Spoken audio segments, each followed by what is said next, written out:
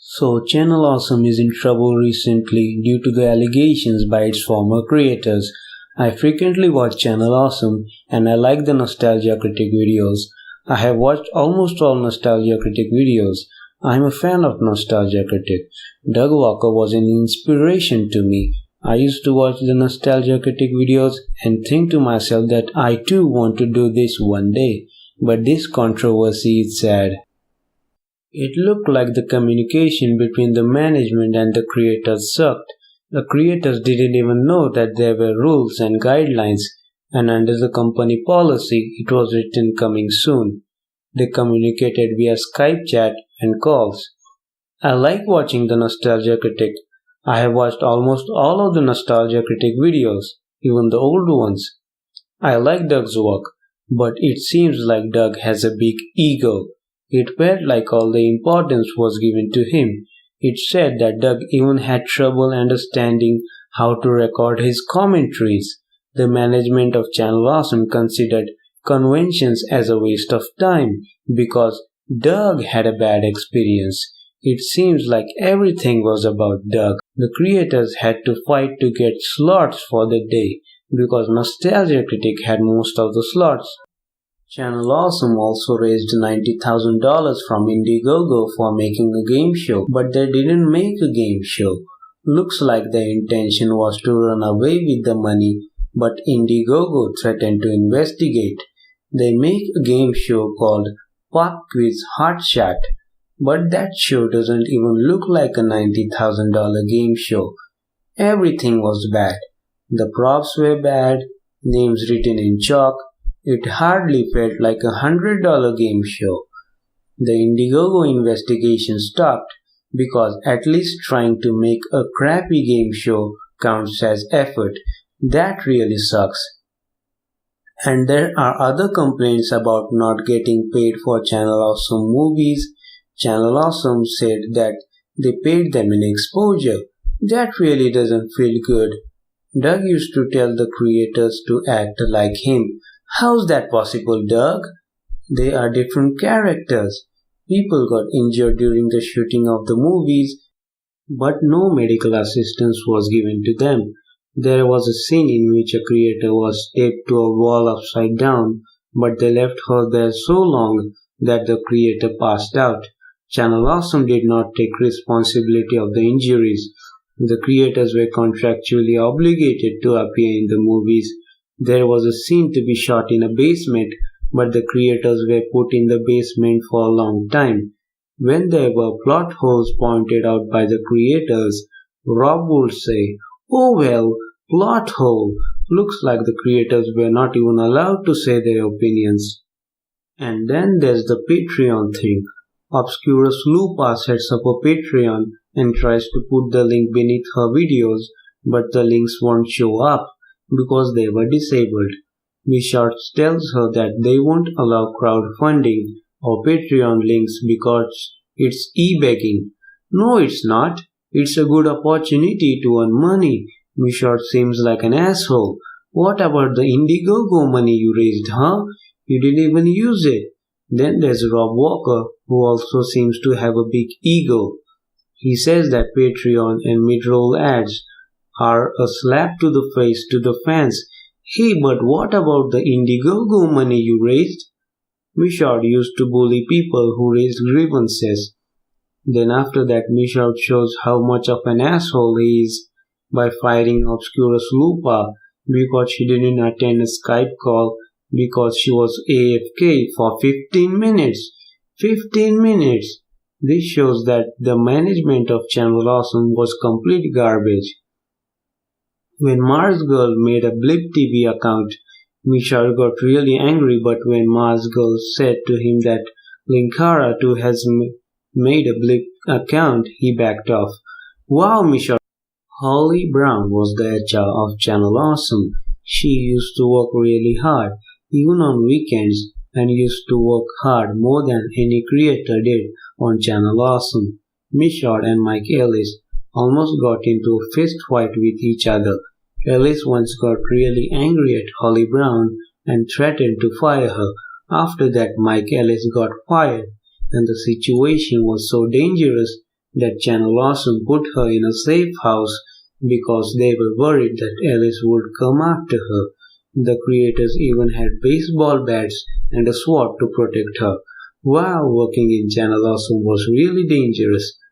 Holly Brown used to work every day, even in the weekends, vacations, etc. She asked Miss Short that whether she could reschedule her work, but Miss Short said no. She was the only person who updated the website. Miss Short knew how to update the website but did nothing. She even worked on days of her surgery. Even after all that work, she was fired. They made her sign a contract for severance pay. The contract would bar her from working in the same field for 3 years. This shows how much of a jerk Miss Short is. That meant Holly Brown didn't have a job for several years. They didn't even assign anyone as a moderator of the forums, and later they forced Linkara to be a moderator, even though he was busy creating content. It seems that the creators didn't even get proper water and food services during the shooting of the movies. Miss Short once got really pissed when Jacob Chapman, aka Jisoo Otaku, made some criticism about their website, and Miss Short threatened to fire him. Dude, chill out, man. How big your ego is? Channel Awesome fired creators for making a video one day late, but they kept a creator on the register even though that creator had not made a video in months. Looks like the rules were only for the management to bend them according to their will. Dr. Gonzo wondered why nobody talked to him on Skype and why nobody didn't reply to his messages. He then got some information from Mike Dodd, who was a member of Channel Awesome. Dodd told him that there was a rumor that Miss Short had told other creators that he was quote trouble unquote, and they were told to keep minimum contact with him. This was a rumor, but I don't think why I would not believe this since Miss Short is such an asshole. Dr. Gonzo would make a video versions of his podcast on the website and as well as put an MP3 version for people to listen. They also had access to check their viewership numbers, but that feature was removed. Dr. Gonzo asked Miss Short about his numbers many times and got ignored until finally Miss Short replied back and said, quote, "Stop asking your numbers. They suck anyways." When Miss Short did the website updates, many creators' videos were put on the bottom of the list. Miss Short would tell Dr. Gonzo that get your numbers up or you will get booted from the site, but you wouldn't even let him see the numbers for him to improve. Miss Short. This shows how arrogant Miss Short is. Miss Short would also tell him that why do you care? Nobody listens to you anyway, your numbers suck. It doesn't matter if you get on the front page. But you didn't even give them a chance, asshole. You only care about Doug's videos, right? Dr. Gonzo says in the document that all the feedback from Miss Short was negative. Miss Short said to them, quote, "Your background music sucks. You need to lose the British girl Sky Blaze. She's boring. Why do you do so many reviews? We got Doug to do that." It was almost all about Doug, wasn't it, Miss Short? Miss Short also said that the MP3 files should be less than 20 megabytes. But that was like a 2-hour podcast. That must have been really hard to make under 20 MB. Dr. Gonzo had to purchase web hosting and had to send Miss Short the MP3 links, which Miss Short wouldn't even post. Skyblaze talks about this in the Nerd to the Third Power video. Link is in the description.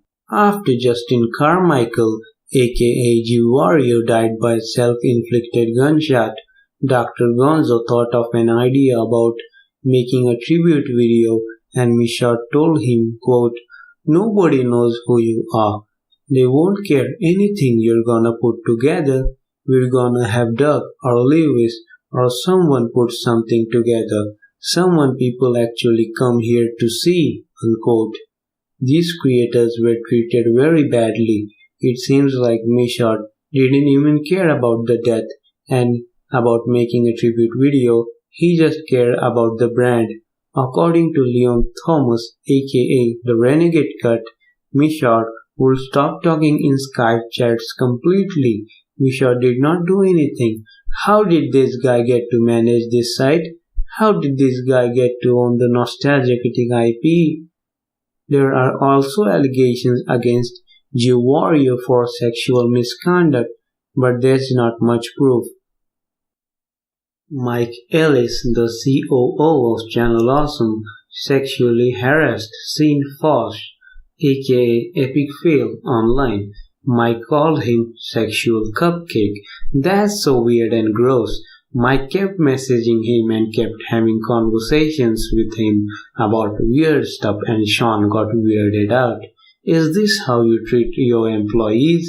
You can say that these creators got known due to Channel Awesome, but that's not entirely true. The other creators' videos were not even put on the front page. They were at the bottom. These creators became known because they fought back in these horrible conditions. So that is the Channel Awesome controversy. This makes me really sad. I really like the Nostalgia Critic. It seems like most of the allegations must be true. Looks like they treated their creators very badly. The Nostalgia Critic videos are really entertaining and a good binge watch. But seeing that Doug has such a big ego really breaks my heart. Doug is really an inspiration, but he really seemed to ignore the problems in Channel Awesome. I really enjoy the videos. When my depression kicks in, these videos really help, but it looks like Doug is trying to ignore these problems and accusations. He also participated in making decisions.